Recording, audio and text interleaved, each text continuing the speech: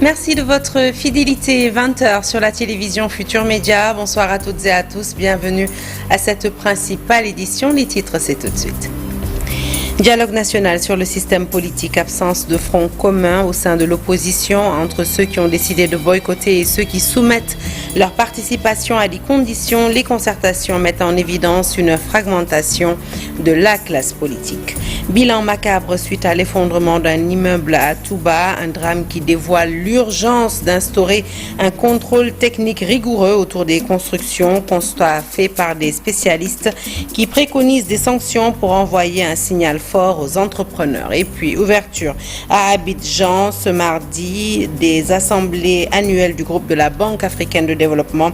Amadou Hott est le candidat sénégalais. Le scrutin, quant à lui, aura lieu ce jeudi. Voilà pour les titres. Le développement, c'est tout de suite.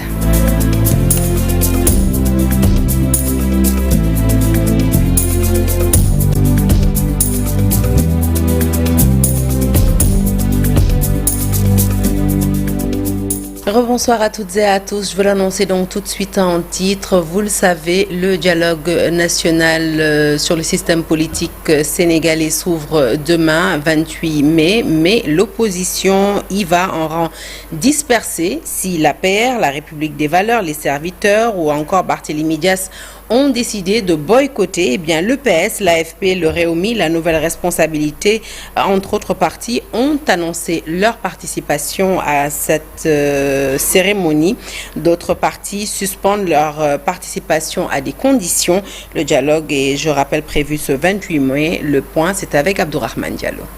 Macky Sall, Aïssata Tall Sall, Thierno Alassane Sall, Pape Djibril Fall, Thierno Bocoum et Barthélémy Dias ont clairement indiqué leur option de ne pas participer au dialogue national initié par le président Bassirou Diomaye Faye.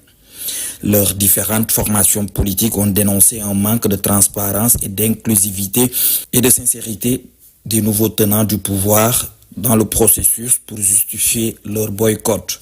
Par contre, des partis qui ont partagé le pouvoir avec Macky Sall durant les 12 ans ont décidé de répondre à l'appel de Diomaye. Il s'agit du Parti socialiste, du PIT, de l'AFP et d'autres partis issus de la coalition Benno Bokk Yakaar. D'ailleurs, le candidat de la coalition Benno Bokk Yakaar, Amadou Ba, qui dirige présentement la nouvelle responsabilité, lui aussi sera à Diamniadio le 28 mai prochain. Des anciens membres de l'APR de Macky Sall, comme Abdoulaye Diouf Sarr, Abdoulaye Seydou Sow, Aly Ngouille Ndiaye, Abdoulaye Daouda Diallo, Cheikh Issa Sall, Matar Ba, entre autres, ont dit oui au dialogue. Même Samuel Sarr, qui se trouve présentement en prison, engage son parti à participer à cette rencontre. Des candidats de la dernière présidentielle, comme Idrissa Seck, Anta Babacar Ngom et Khalifa Sall, eux aussi font partie des politiques qui ont répondu à l'appel du nouveau pouvoir. Bougane Gueye Dany de Gëm Sa Bopp pose 8 conditions pour assister à cette rencontre. Le dialogue national est prévu du 28 mai au 4 juin, une rencontre qui verra aussi la présence des hommes religieux et coutumiers et des membres de la société civile, selon le facilitateur de cette initiative du chef de l'État, Cheikh Gueye. Le dialogue national est indispensable à la respiration démocratique, car devant aboutir à une réconciliation de toutes les forces vives de la nation sur les aspects politiques, afin de mieux attaquer les défis économiques.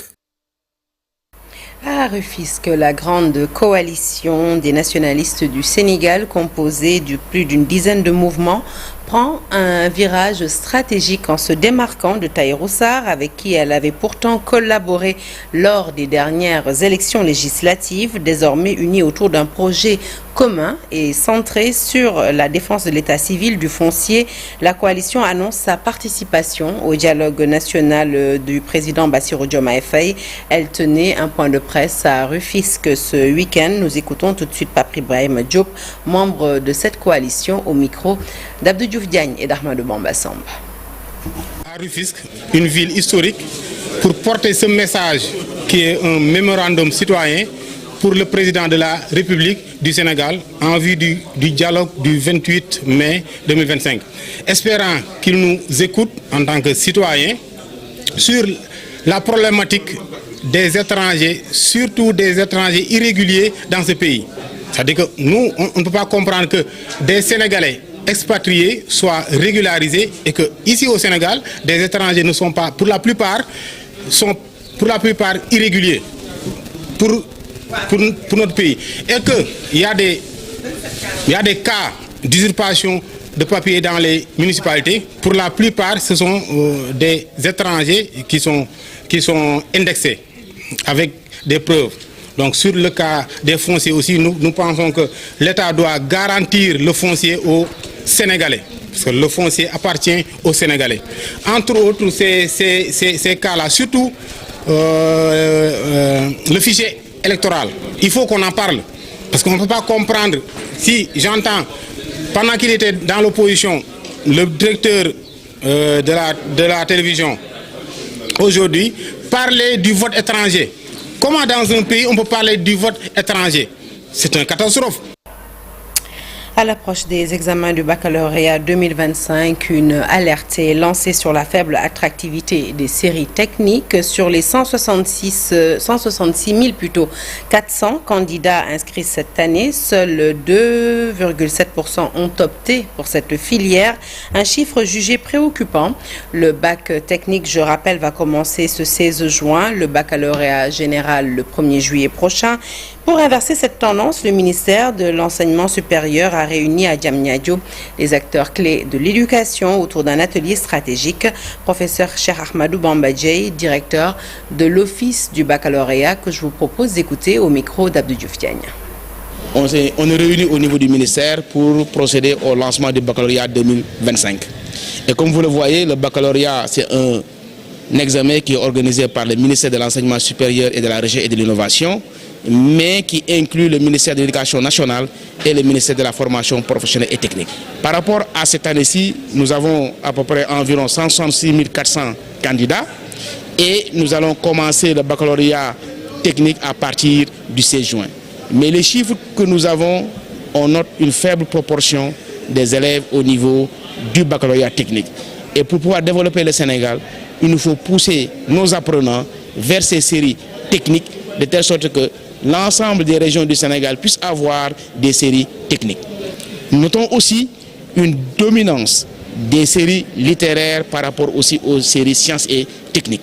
Ce qui nous amène à vouloir, à une nécessité de repenser les séries de baccalauréat. Et je sais qu'avec l'aide des IGF, avec l'aide de la DMCG et l'aide du ministère de l'Éducation nationale, nous y arriverons pour avoir un capital humain qui est en phase par rapport aux aspirations du pays à pouvoir construire des satellites, à avoir des services numériques qui sont basés sur l'intelligence artificielle. Le baccalauréat va commencer le 16 juin pour le baccalauréat technique et le baccalauréat général, ce sera le 1er juillet et la session de remplacement aura lieu le 1er octobre. Dites à vos élèves, chers parents, de ne pas apporter des objets connectés au niveau du centre d'examen. En mouvement depuis une semaine, sans réaction du ministre de l'Enseignement supérieur, les étudiants de l'université Gaston Berger de Saint-Louis décident de passer à la vitesse supérieure. Ils ont tenu une assemblée générale ce lundi pour hausser le ton pour ces étudiants. Et bien rien qu'en 2024, 5900 bacheliers ont été envoyés à l'université Gaston Berger sans aucune mesure d'accompagnement. Nous écoutons Ousmane K. Il est le président de séance de la coordination des étudiants de Saint-Louis. Il nous en dit plus au micro de Seynou Diop. Mais aujourd'hui, nous sommes au mois de mai et la situation ne s'est toujours pas améliorée. Nous sommes au mois de mai et le ministre de l'Enseignement supérieur n'a pu payer mot sur les sentiers de l'université Gaston Berger de Saint-Louis. C'est pourquoi la coordination des étudiants de Saint-Louis est entrée en mouvement. C'est pourquoi la coordination des étudiants de Saint-Louis a décrété la semaine passée 24 heures, ensuite 48 heures de cessation des activités pédagogiques accompagnées de journées sans ticket. Et ce mouvement-là n'est pas prêt à prendre fin. Là, il faut dire que la coordination des étudiants de Saint-Louis, je ne parle même pas de l'université Gaston Berger de Saint-Louis, mais il faut dire qu'aujourd'hui, l'université sénégalaise, de façon générale, est arrivée à son point de saturation. Nous ne pouvons plus accepter ces dérives du ministre de l'Enseignement supérieur. Nous ne pouvons plus parce que là, il veut lancer déjà le processus d'orientation des futurs bacheliers de 2025 au mois d'août. Nous savons tous que Au mois d'août, le ministre de l'Enseignement supérieur va orienter ici à l'université Gaston Berger de Saint-Louis plus de 5500 étudiants, camarades étudiants. Ça, c'est pas normal. La capacité d'accueil de l'université Gaston Berger de Saint-Louis actuellement est de 5535 lits. Le Sénégal doit profiter de la technologie nucléaire pour développer son agriculture, sa santé, mieux gérer sa sécurité, son industrie, mais aussi l'exploitation de ses ressources naturelles. C'est la conviction du directeur de l'Institut de technologie nucléaire appliquée de l'Université Cheikh Anta Diop de Dakar. Un premier séminaire d'élaboration du plan stratégique quinquennal pour promouvoir des applications technologiques nucléaires s'est ouvert ce matin à l'université. Une rencontre présidée par le ministre de l'Enseignement supérieur en présence des recteurs et des experts nationaux et internationaux. Il est aussi ressorti de cette rencontre le Sénégal ne dispose que de 5 physiciens nucléaires présents dans nos hôpitaux. Je vous propose d'écouter Oumar Absatounias, directeur de l'Institut, qui nous en dit plus au micro de Al-Hassan Ma. On a convié tous les acteurs des différents domaines, que ce soit dans l'agriculture, que ce soit dans l'environnement ou bien la santé, éventuellement les militaires, vous les aviez vus. Il n'y a pas mieux indiqué que le centre nucléaire pour les enquêtes criminalistiques. Et ça, le public doit le savoir. La santé aujourd'hui pose d'énormément de problèmes au niveau du cancer. Les physiciens sont véritablement à la base de ce soignement qu'on appelle la radiothérapie. Et on n'en a que 5 au Sénégal. Le Sénégal est riche en sources énergétiques, que ce soit l'or, que ce soit les phosphates et tout ce qu'on le zircon. Mais toutes ces substances-là, on les tire sous terre.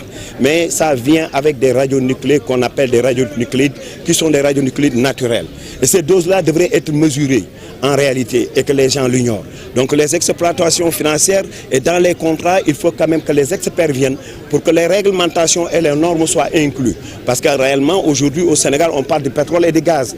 Qu'en est-il des normes aujourd'hui de notre autorité réglementaire? J'ai convié le maire de Taïba Ndiaye, le maire de Ngoundiane, parce que l'exploitation de ces carrières-là ont un impact environnemental au niveau de ces populations. Au niveau de l'IDNA, nous disposons d'un équipement pour ce suivi-là. On veut à présent faire une collaboration avec notre parrain que vous venez de voir, l'ambassadeur de Corée, pour disposer de ces équipements pour un suivi.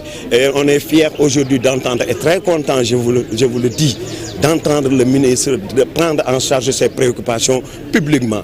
Nous manquons énormément de moyens, parce que nous avons quand même des équipements qui ne sont pas utilisés. 10 morts en un mois à travers l'effondrement de bâtisses, un drame qui signale une urgence d'instaurer des mécanismes de contrôle de construction plus efficaces, des études géotechniques sérieuses, l'aval d'experts, mais aussi l'obtention d'un permis de construire en bonne et due forme s'impose comme des conditions sine qua non à faire respecter. C'est l'avis de spécialistes qui préconisent également des sanctions fermes pour donner un signal fort aux constructeurs. Pape Farening. Les effondrements d'immeubles se multiplient à un rythme inquiétant. En moins de 30 jours, ces drames ont déjà coûté la vie à plus de 10 personnes. Un constat alarmant que les professionnels du secteur expliquent par 3 facteurs majeurs. Combien de fois avons-nous alerté sur les conditions de travail dangereuses, sur le non-respect des normes de sécurité, sur l'utilisation de matériaux de mauvaise qualité, sur les conditions de travail? Combien de vies faudra-t-il encore sacrifier avant que les autorités et les promoteurs ne prennent leurs responsabilités? On ne sait pas. La première cause, c'est peut-être un défaut d'étude géotechnique, parce que le sol, il faut l'étudier pour voir quels sont les types de fondations qu'on doit mettre sur le bâtiment. La deuxième cause, elle peut être structurelle. Est-ce que pendant les constructions, les matériaux sont de qualité, le fer est de qualité, est-ce que le béton est bien dosé? Donc ça, c'est une autre cause. La troisième cause, qui est celle qui a causé l'effondrement de l'immeuble à Ngor, c'est un voisin qui était en train de construire et qui a déstabilisé le bâtiment à côté. Donc ça aussi, c'est un défaut d'étude de géotechnique G3. Et pourtant, ces drames sont évitables. Le strict respect des règles de construction suffirait à prévenir la plupart de ces tragédies. L'étude géotechnique, elle est importante. Il faut que ça soit systématique. Quel que soit le projet qui doit être réalisé, il faut qu'il y ait une étude de sol. Ça, c'est la première chose. Le contrôle technique obligatoire. On voit sur des chantiers qu'il y a des maçons, des manœuvres qui sont en train de travailler, il n'y a pas d'ingénieur, il n'y a rien, et il n'y a pas de contrôle technique. Et ça, c'est pas normal. Seules des sanctions sévères peuvent mettre un terme à ces catastrophes, estiment les acteurs du bâtiment. Des sanctions exemplaires contre les responsables, qu'ils soient privés ou publics. Nous en appelons aussi à une enquête indépendante et transparente pour situer toutes les responsabilités. Mais aussi la mise en place de contrôles stricts et réguliers sur tous les chantiers et surtout le respect des droits et de la sécurité des travailleurs. Sans cela, nous ne pouvons pas parler d'un secteur sans risque. La législation, dès lors qu'il y a une loi, il faut qu'il y ait une sanction pour les contrevenants de la loi. Il faut que l'État soit fort pour faire appliquer ces lois. Si le constructeur, le maître d'ouvrage est convaincu que s'il fait une faute, il est pénalement responsable, je crois que les choses vont changer. La question reste entière. Verra-t-on en fait un changement durable dans le secteur du bâtiment? Beaucoup attendent avec espoir les recommandations du chef de l'État pour une régulation qui nous évite ces drames.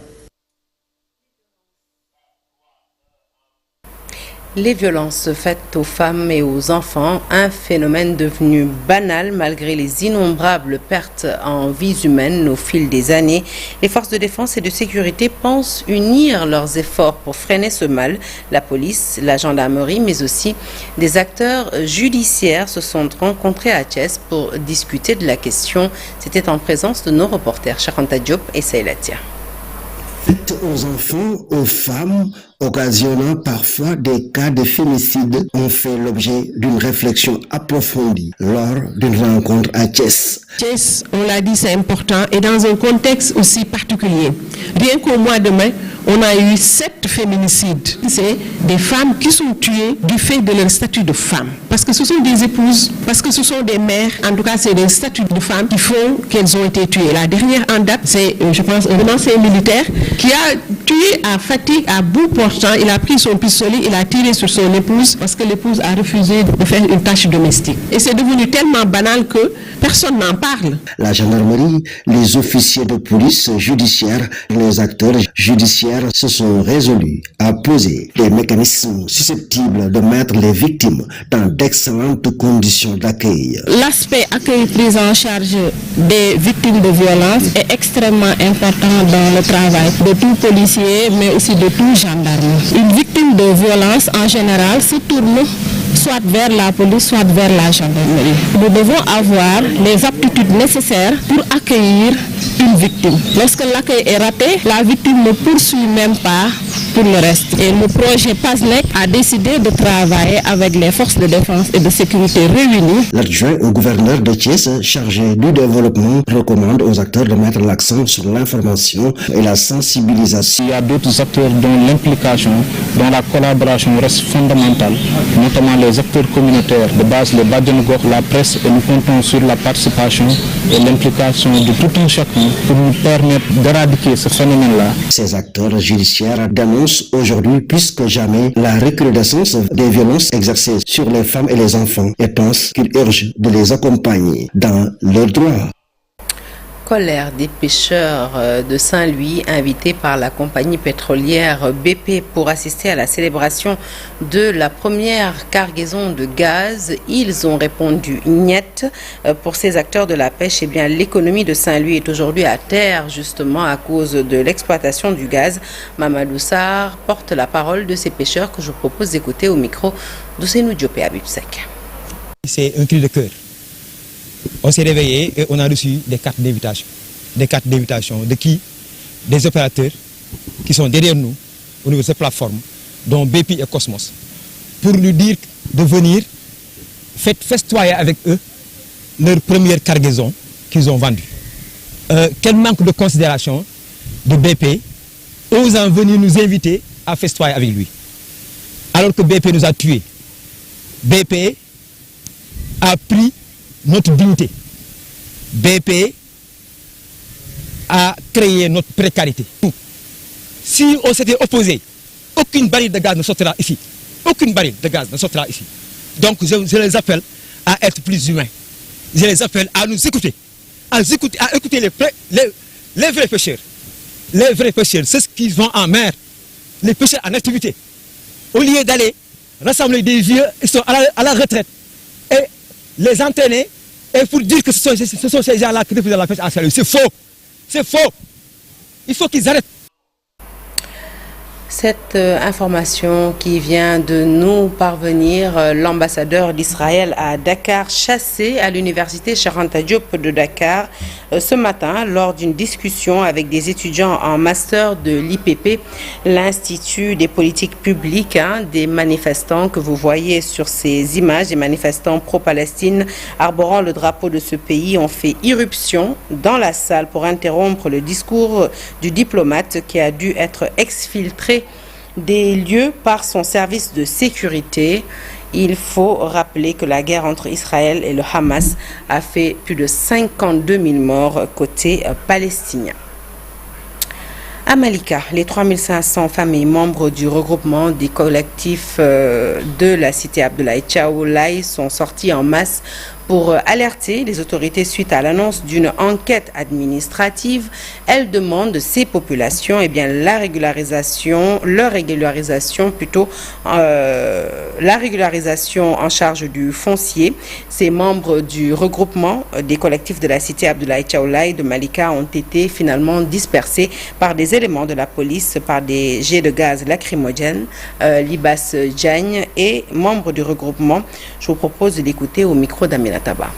On a reçu deux correspondances officielles et un communiqué du receveur des domaines sur instruction du président de la République qui nous avait mis en rapport avec les services techniques. On a reçu une lettre du directeur de domaine qui nous a mis en rapport avec la DESCOS. Il nous a clairement dit que cette lettre ne peut pas lui servir de base de travail. 2 jours plus tard, l'urbanisme nous donne cette lettre pour nous dire que le PUD n'est pas encore disponible. Ils sont en train d'étudier. Ils vont nous appeler dès qu'ils terminent pour validation des assiettes que nous occupons.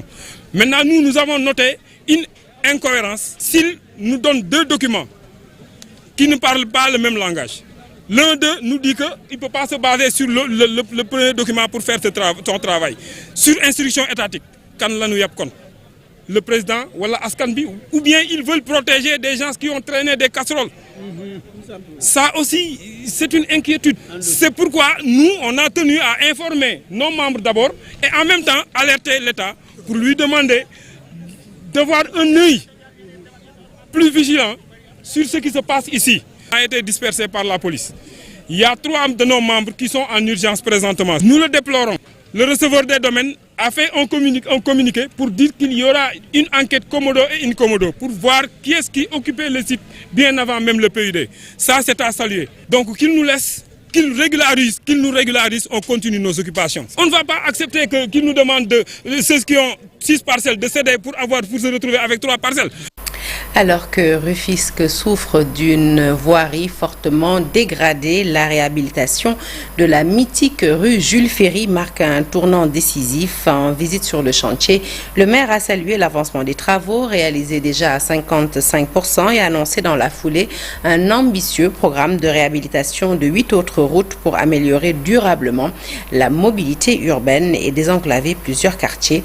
Compte rendu de sa visite avec Abdou Diouf Diagne et Ahmadou Bamba Samb. Réalisée en béton armé pour une meilleure durabilité, cette route constitue un axe stratégique pour la mobilité urbaine. Elle devrait désenclaver une bonne partie de Rufisque Ouest et faciliter l'accès aux centres-villes où les routes existantes sont fortement dégradées. Ce chantier-là, cette route-là, cette rue Jules Ferry, elle est tellement importante parce que c'est comme si c'est le cordon ombilical entre l'ouest et le centre-ville. Depuis de longues années, nous avons vécu une situation infernale sur cette voie. C'est pourquoi vous avez vu quelle option nous avons choisi. On aurait pu faire une chaussée en pavé, une chaussée souple en béton bitumineux, mais on a fait une chaussée en béton rigide, en béton armé. Parce que le béton armé résiste bien à l'eau, mais surtout aussi, ça peut nous prendre 40 ans ou 50 ans. La réhabilitation de la rue Jules Ferry représente une bouffée d'oxygène pour les riverains et les commerçants du marché central qui saluent cette initiative de la municipalité. Nous l'avons fait aussi à proximité d'une infrastructure sociale de base comme le poste de santé. Je crois que monsieur le maire, vous avez un tout petit peu mobilisé des ressources. Vous avez mobilisé les populations autour des projets d'envergure et très structurants. Là où nous allons vous féliciter, nous sommes tous en connaissance de vos budgets. assez étroits, assez étriqués. Donc si aujourd'hui vous avez de tels programmes et vous avez l'ambition de les réaliser, au-delà de ce que l'État fait, nous saluons votre courage de pouvoir embrasser ça. Nous saluons aussi votre avenir que vous voulez porter pour que Rufisque ait changé de son visage, pour que ce que nous constatons comme une vieille ville de Kebourak, que comme vous nous le promettez, que Rufisque renaît de ses propres cendres. Le maire, satisfait de l'évolution des travaux, a promis de veiller à leur achèvement dans les délais impartis. Il a également réaffirmé l'engagement de la mairie à moderniser les infrastructures routières de la ville en partenariat avec les services techniques de l'État. Ce mardi 27 mai, Meta, le groupe propriétaire de Facebook et Instagram, franchit une nouvelle étape, utiliser les contenus publics de ces plateformes pour l'intelligence artificielle. En Europe, les utilisateurs ont un droit de refus, mais en Afrique et notamment au Sénégal, qu'en est-il de la protection de nos données personnelles? Mamadou Ndiaye s'est penché sur la question. Voici son reportage. L'annonce est discrète, mais lourde de conséquences.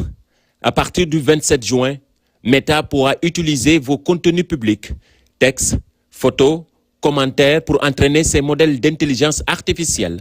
Une décision valable sur Facebook, Instagram et Messenger. S'aventure à utiliser l'intelligence artificielle pour créer des startups. Récemment, je pense avec Meta AI, on a entendu parler de ce phénomène, surtout avec Mark Zuckerberg, donc le propriétaire de Facebook, donc qui a souligné que nos données sont récupérées et aussi transmises à l'intelligence artificielle Meta AI. Donc on sait tous que les intelligences artificielles sont des plateformes d'apprentissage à travers ce qu'on appelle les données que nous allons soumettre et tout. Donc vous avez la possibilité de pouvoir accepter ou refuser ce qu'on appelle cette condition en allant sur ce qu'on appelle sur Facebook ou bien sur Instagram, sur les paramètres de confidentialité, de pouvoir refuser ce qu'on appelle de soumettre vos données à l'intelligence artificielle. Donc c'est le message. Donc ça part d'aujourd'hui. Donc si vous ne le faites pas automatiquement, donc en Europe, Meta a l'obligation de proposer une option de refus. En Afrique, cette obligation n'existe pas encore. Les utilisateurs qui sont en Afrique ne sont pas en mesure de refuser cette utilisation de leurs données parce que seulement nous n'avons pas une réglementation aussi forte que la RGPD que l'Europe a instaurée qui permet aux populations européennes d'avoir un contrôle sur l'utilisation de leurs données. Aujourd'hui, nous sommes donc très exposés. Cela montre carrément comment nous sommes vulnérables face à l'utilisation de nos données personnelles. Ce qui va se faire, c'est que Meta va utiliser nos données, évidemment, parce que nous n'avons pas la possibilité de refuser, mais nous devons être conscients que ce que nous publions, ça ressort de notre responsabilité. Alors, à partir de demain, faites encore plus attention à ce que vous publiez, à comment vous parlez sur les réseaux, parce que nous allons aider l'État, Meta plutôt, à développer son IA. Comparé aux autres dispositions telles que les RGPD qui a prévu des sanctions à l'endroit des responsables de traitement qui violent les principes de données à caractère personnel. Si on prend le cas du Sénégal, on voit que toujours la CDP, la Commission de protection des données à caractère personnel, n'a pas de pouvoir de sanction financière. Et cette absence de pouvoir de sanction financière pour fragiliser sa position vis-à-vis des ayants du web. L'autre chose, c'est que les utilisateurs africains ne représentent pas une masse significative comparé aux autres pays. C'est pourquoi on peut penser que Meta ne les inclut pas très souvent dans les négociations, bien dans les ateliers visant à voir, bien à retravailler des politiques de confidentialité. Raison pour laquelle on appelle aux autorités de régulation africaines à plus d'harmonie, plus d'uniformisation pour véritablement mettre en place des textes, mettre en place des lois capables de protéger les données des citoyens. L'autre chose, c'est que si on prend le cas du Sénégal, on note que la loi de 2008, du 25 janvier 2008, portant protection des données à caractère personnel, a prévu des principes et des droits conférés aux personnes faisant l'objet de traitement, quelle que soit la technologie utilisée, y compris l'intelligence artificielle. Donc il y a le principe du consentement qui doit être éclairé, c'est-à-dire la personne faisant l'objet d'un traitement doit donner en amont son consentement vis-à-vis de l'utilisation de ces données à caractère personnel. La personne aussi a le droit d'opposition, c'est-à-dire de s'opposer à ce que ces données à caractère personnel soient utilisées. Mais ce qu'il faut comprendre, c'est que ces plateformes mettent en place ce qu'on appelle des conditions d'utilisation sous forme de contrat d'adhésion. Soit on accepte pour utiliser la plateforme, soit on n'accepte pas, on ne va pas utiliser la plateforme. Maintenant, pour protéger... Face à ces enjeux, l'Afrique doit accélérer la mise en place de mécanismes de protection des données numériques. Au Sénégal, la CDP alerte régulièrement, mais les moyens d'action restent limités face aux géants du web. En attendant, la vigilance est votre meilleure défense. Mamadou Ndiaye, merci. Parlons à présent religion. Ce dimanche, Paris Caritas, point d'accueil des réfugiés et immigrés, une structure de l'Église catholique au Sénégal, a fêté ses 30 années d'existence, 30 années au service de personnes en détresse en provenance d'une vingtaine de pays africains. En action de grâce, une messe a été célébrée à la paroisse Saint-Joseph de Médina. Elle a été présidée par le vicaire général de l'archidiocèse de Dakar, l'abbé Gérard Diène, et c'était en présence naturellement de Daniel Diouf. C'est en 1995 que le point d'accueil pour réfugiés et migrants, plus connu sous la dénomination de Paris, est créé sous l'égide de Caritas. L'objectif, centraliser l'aide, accueillir, écouter et accompagner ceux qui frappaient aux portes des paroisses. Mais une initiative d'abord d'inspiration évangélique. Avec Saint Matthieu, donc, qui nous dit que j'étais un étranger, vous m'avez accueilli. J'avais faim, vous m'avez donné à manger. J'avais soif, vous m'avez donné à boire. J'étais malade, vous m'avez soigné. Donc c'est à l'issue donc de ces belles paroles évangéliques qu'on a essayé de mettre en place cette structure en nous appuyant sur ces paroles pour diversifier les activités. Accueillir ces nombreux cas de détresse pour les écouter. Écouter, essayer de comprendre leur situation, essayer de cerner leurs difficultés qu'ils rencontrent ici au niveau de Dakar et puis essayer de les accompagner dans les démarches. Des réfugiés et des migrants venus d'une vingtaine de pays africains, de confessions religieuses différentes. Certains fuient les conflits, d'autres sont en transit vers l'Europe. À leur arrivée sur le sol sénégalais, le Paris organise des séances d'écoute pour cerner leurs besoins. Ils sont de différents ordres. Les besoins vont du logement, la santé, la nourriture, l'éducation, la formation, le travail pour les aider on les forme pour les aider à pouvoir entreprendre. Il y a des assistances sociales, il y a des assistances éducation, santé, beaucoup de choses. Et même il y a aussi des formations que Paris nous offre afin de permettre aux réfugiés de s'intégrer vraiment au Sénégal. D'abord, Caritas m'a donné un espoir. Quand je suis arrivé, Caritas m'a accueilli et puis ils m'ont aidé pour aller visiter l'hôpital pour le traitement et puis ils m'ont aussi aidé pour me former aussi en même temps avec le financement dans un projet pour étudier, pour faire une formation. Au Sénégal, les cas de migrants et de déplacés sont nombreux. Malgré des moyens limités, certaines œuvres caritatives jouent un rôle essentiel en leur venant en aide. Leur action permet d'améliorer la situation sur le terrain, mais il faut encore des ressources. Les cas sont nombreux et si on voit dans le Sénégal et dans Dakar, il n'y a que la Caritas qui fait vraiment un travail concret pour ces migrants, ces déplacés. C'est ce qui fait que le travail devient lourd parce que nous n'avons pas les moyens qu'il faut, mais on essaie quand même de faire ce que nous pouvons pour soutenir cette cible. Et pour prendre en charge tous ces gens-là, pour les soigner, les vêtir, les loger, disons en sorte de prendre soin d'eux, il nous faut donc de ressources. Et encore une fois, j'appelle tous les Sénégalais qui le peuvent à se rapprocher du Paris pour accompagner cet effort qui est fait en faveur des étrangers et des plus démunis parmi nous. L'action de Caritas Paris en faveur des réfugiés et migrants rappelle l'urgence d'une solidarité concrète. Ces gestes d'accueil réaffirment la dignité humaine comme principe non négociable et l'hospitalité, une réponse à la détresse.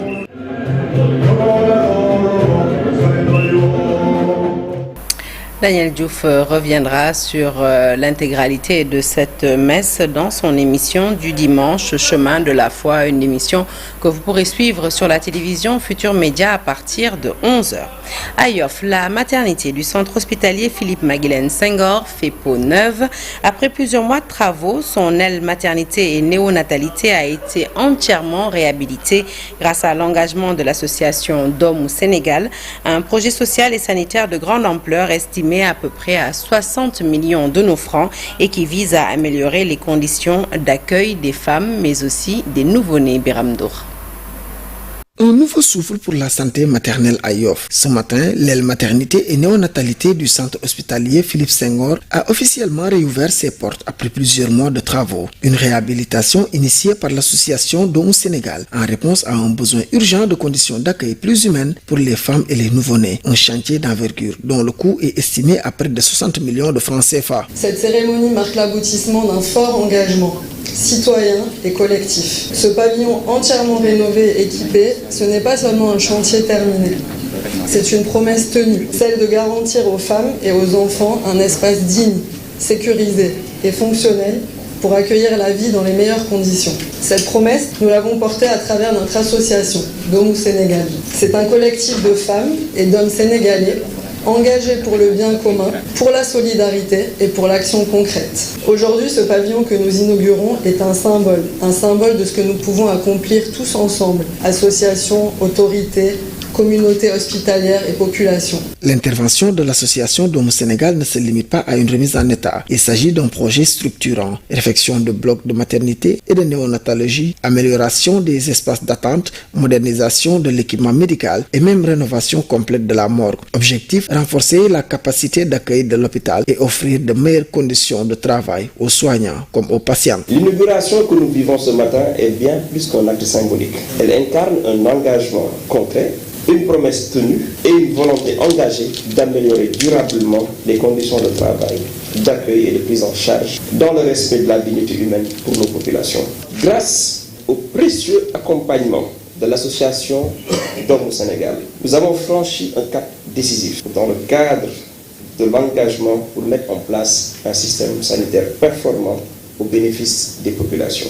À l'équipe de l'association Dom au Sénégal, nous vous tendons la main pour que ce partenariat exemplaire puisse s'inscrire dans la durée au bénéfice exclusif des populations. Créée en 2024, l'association Dom au Sénégal multiplie ses actions concrètes dans les domaines de la santé, de l'éducation, du social et du sport. À travers ce chantier, elle affirme sa volonté d'agir durablement au plus près des besoins. Notre engagement s'articule autour de 4 grands axes que je me permets de rappeler ici et d'illustrer au travers des actions que nous avons réalisées sur les 12 derniers mois. L'éducation, avec la réhabilitation de l'école Tafsir Ndiaga Gueye et la distribution de kits scolaires pour les élèves de l'école. La santé, avec une journée de don de sang qui a permis, en collaboration avec le CNTS, d'atteindre un record national de poches récoltées. Bien sûr, la réhabilitation de ce pavillon qui nous réunit tous aujourd'hui. Le social, avec l'organisation de Ndogou, avec les étudiants de l'université Cheikh Anta Diop de Dakar et de l'université Iba Der Thiam de Thiès. Et bien sûr, la distribution de motopompes à Touba dans le cadre de la lutte contre les inondations. Et enfin, le sport, avec l'organisation de tournois de football pour les enfants et les malentendants, permettant ainsi leur inclusion sportive mais surtout sociale. Tout cela, nous le faisons humblement et avec foi, avec la conviction que notre devoir est de rendre à notre pays ce qu'il nous a donné et de tendre la main à ceux qui en ont besoin. Hors du Sénégal, semaine de vérité pour les candidats à la présidence de la Banque africaine de développement, notamment le candidat sénégalais Amadou Hott.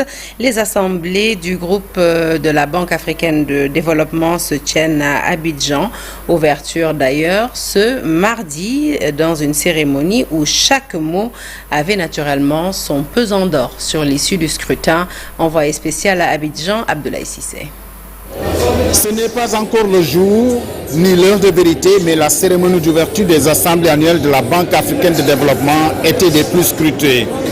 Le seul qui pouvait se permettre tous les abus, y compris sur la longueur du discours, c'est le président sortant, Adesina, qui était dans ses assemblées générales comme dans une tournée d'adieu.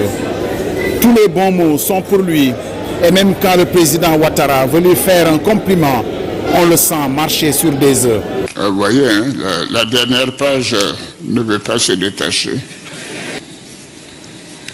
Pourtant, c'est moi qui ai écrit le discours jusqu'à 4 h du matin. Bon, mais écoutez. C'est la dernière page. Tout le monde est là, mais finalement très peu de chefs d'État. Le Ghanéen Maman Draman, le Comorien Ansoumani et les vice-présidents du Niger et de Tanzanie. Bien sûr, tous les candidats sont là. On s'y perdrait même tant l'enjeu est grand. Le prochain président devra poursuivre et accélérer, comme je l'ai dit, la dynamique insufflée par le président Adesina, que je félicite à nouveau, afin de faire de la Banque africaine de développement un acteur de premier plan ou de maintenir son rang dans la marche du continent vers le développement. Au jour 1, il ne s'est plus rien passé à part les candidats qui ont enchaîné les audiences dans leur lounge. Fumée blanche attendue jeudi. Et du football, avant de refermer cette édition, vous le savez, l'entraîneur Pape Thiaw a dévoilé ce mardi la liste des 26 joueurs retenus pour les 2 prochaines rencontres amicales du Sénégal face à l'Irlande puis à l'Angleterre. Une sélection marquée par l'absence notable de Sadio Mané pour convenance personnelle, le retour de Maodo Malick Diouf et la première apparition d'Idrissa Gueye, attaquant du FC Metz dans la tanière A. Voilà, vous savez tout ou presque. C'est la fin de ce journal. L'actualité se poursuit sur toutes nos plateformes digitales et tout de suite, restez avec nous. Nous parlons politique, notamment avec le député Abba Mbaye, interviewé par Abdoulaye Der dans la deuxième partie de Soir d'Info. Excellente suite des programmes en notre compagnie. Merci.